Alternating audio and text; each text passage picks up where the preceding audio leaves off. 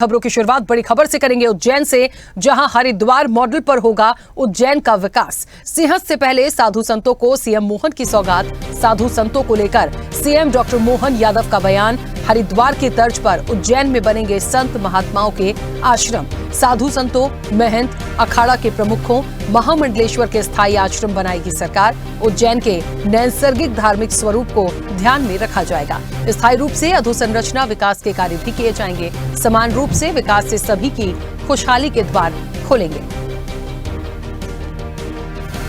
महामंडलेश्वर, इसीलिए हमारे सारे जनप्रतिनिधिगण जो हमारे 13 अखाड़े के प्रमुख हैं, उन अखाड़ों के प्रमुखों से संपर्क करेंगे, उनके महामंडलेश्वर की सूची लेंगे और उनके महामंडलेश्वर महंत संत वो जो बताए स्थानों पर उनको हमारे द्वारा प्राधिकरण के माध्यम से जो शासन की सुविधा दे सकते हैं उनको दे करके समान रूप से इस बार का कुंभ मेला भी हम इस प्रकार से आयोजन कर रहे हैं कि ये सड़क बनती रहेगी, 2-3 साल तक ब्रिज बनते रहेंगे। इधर हम आश्रम वालों को कहेंगे वो अपना आश्रम भी बनाते रहें, तो समान रूप से 2-3 साल में वो अपना परमानेंट जो अपने साधु संत महामंडलेश्वर वो अपना आश्रम बना ले, ताकि ये बनी बनी सौगात सबको मिले।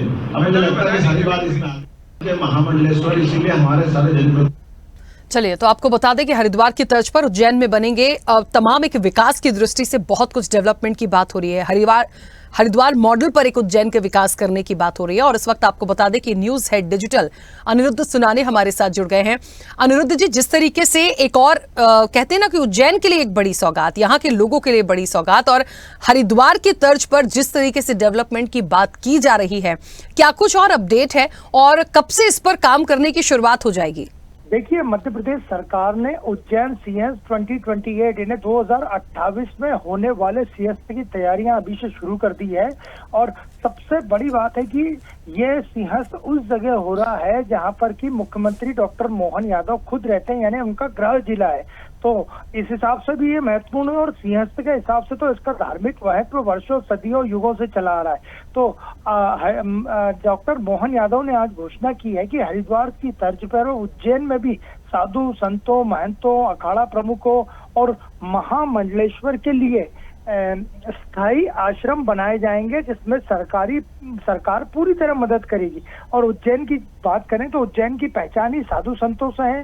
12 वर्षों में एक बार आयोजित होने वाला सिंहस्थ यहाँ का ऐतिहासिक आयोजन होता है।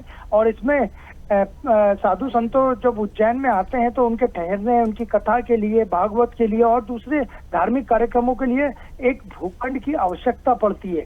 तो इसी को प्राथमिकता देते हुए मध्य प्रदेश सरकार ने स्थायी आश्रम बनाए जाने की योजना बनाई है।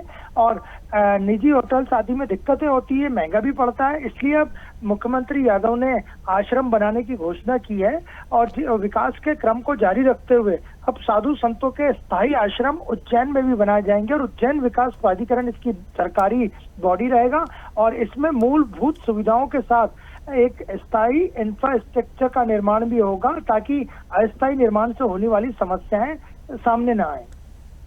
बिल्कुल। चलिए अनिरुद्ध जी, बहुत शुक्रिया पूरी जानकारी के लिए, बातचीत के लिए। तो आपको बता दें कि हरिद्वार मॉडल पर होगा उज्जैन का विकास।